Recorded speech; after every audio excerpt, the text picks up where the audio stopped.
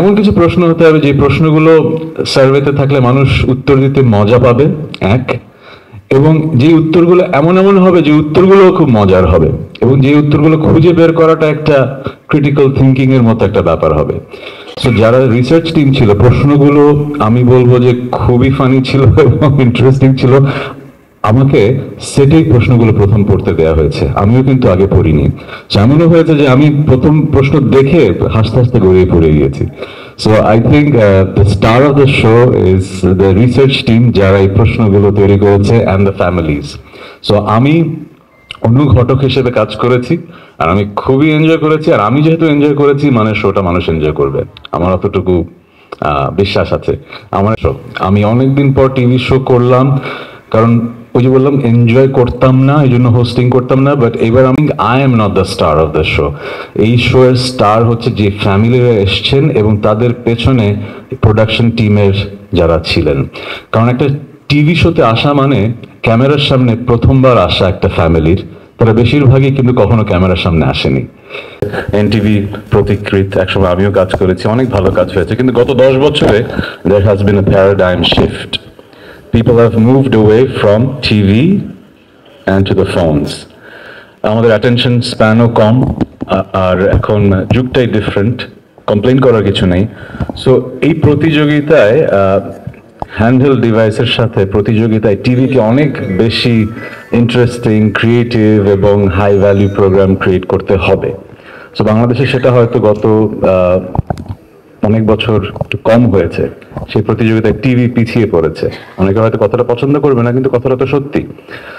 So আমার এই খুশির কারণ হচ্ছে অনেক বছর পরে I feel like finally I have a team, a channel and a franchise that would create ripples throughout Bangladesh. Family feud সারা পৃথিবীতে সবচাইতে জনপ্রিয় শো এটা হওয়ার যেরকম সুবিধাও আছে, অসুবিধাও আছে। সুবিধা হলো যে অনেকেই ফ্যামিলি ফিউডের শোগুলো, স্টিভ হার্ভি যেটা করেছে সবচাইতে সুপরিচিত, সেই ক্লিপস গুলো দেখেছে অথবা ইউটিউবে শো দেখেছে। So they know the format, they understand the game and they love the show. So তারা উন্মুখ হয়ে থাকবে বাংলাদেশে যখন শোটা আসছে, দেখি কেমন হলো। ডিসঅ্যাডভান্টেজ হচ্ছে স্টিভ হার্ভি এত সুন্দর এক্সিকিউট করেছে, to follow suit, how do you do that, right? So আমরা যখন একসাথে বসেছি রিসার্চ টিম, আমরা বলেছি যে আমরা শোয়ের ফরম্যাটটা তো অবভিয়াসলি এটা ফ্র্যাঞ্চাইজ, আমরা সেই ফরম্যাটেই করব, but I will not try to be Steve Harvey.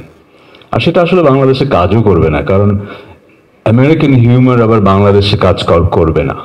আমাদের দেশের মানুষ সেই হিউমার হয়তো পছন্দ করবে না।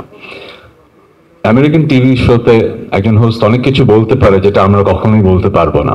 So I have to be myself. আমি তাহসান খান, আমি হোস্ট হিসেবে দুটো ফ্যামিলির সাথে I will bond with them, I will enjoy the time with them. এবং আমরা যদি এনজয় করি, তাহলে যারা দেখছেন টিভির পর্দায় বা মোবাইলে হ্যান্ডহেল্ড ডিভাইসে, they will enjoy the show. That was the premise, and I thoroughly enjoyed the show. আমার মনে হয়েছিল আমি এমন একটা টিমের সাথে কাজ করছি, they are competent, creative, and they have the experience, and they proved me right in so many ways.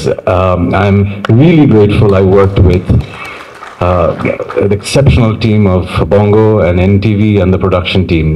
Amazing team.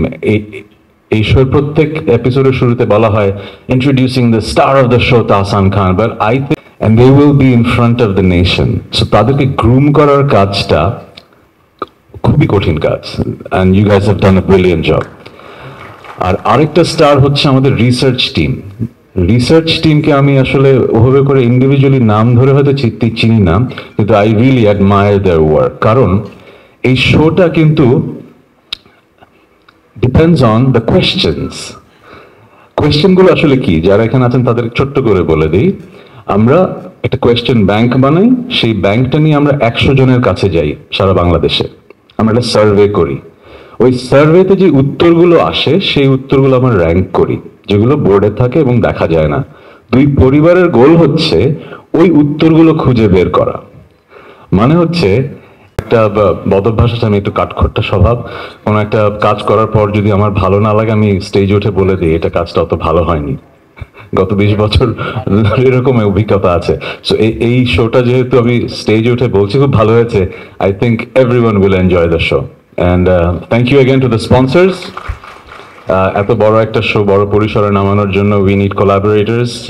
সবাই খুব we enjoyed the sponsors involvement. সবাই শোতে এসছে, আমি সবার সাথে ছবি তুলেছি, পরিচয় হয়েছে। I am grateful that you guys were on board.